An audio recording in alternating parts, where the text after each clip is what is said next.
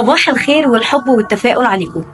بحب الحياة وبحب الفرفشة جدا، لأنها فعلا قد إيه بتهون عليك سخافة الحياة، وبتهون كمان الأشخاص الظريفة اللي بتحب دايما كده تستظرف. بس بقى في المقابل، فعلا أكتر إحساس ممكن يحسسك إن أنت عايش كده متضايق، إنك تحس إن أنت ضعيف. تحديدا كده موقفك يعني بيكون ضعيف، ما بتعرفش تاخد وتدي، لأن فعلا أنت حاسس إن أنت مش قوي. عشان كده تخلص من اي حاجة ممكن تحسسك بالضعف، حتى لو كان الضعف ده حب. ايوه، انا عارفه ان الموضوع مش سهل، بس فعلا حقيقي. حتى لو كان الضعف ده حب بالنسبه لك ينفع ان انت تتخلص منه، تخلص منه بدون اي تردد تماما.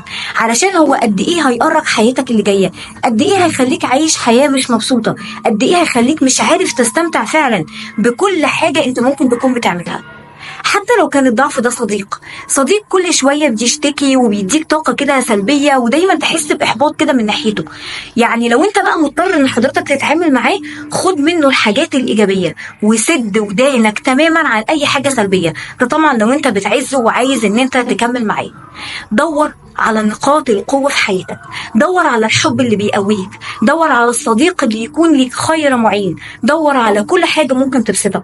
حتى لو انت مش مقتنع بيها، مع الوقت هتلاقي نفسك ان انت اتعودت عليها، وقد ايه يعني هي بتسعدك وبتخليك كده، بتوصلك كده لحالة كده جميلة، فهتخليك تعيش بطريقة افضل. صدقني هتفرق معاك كتير.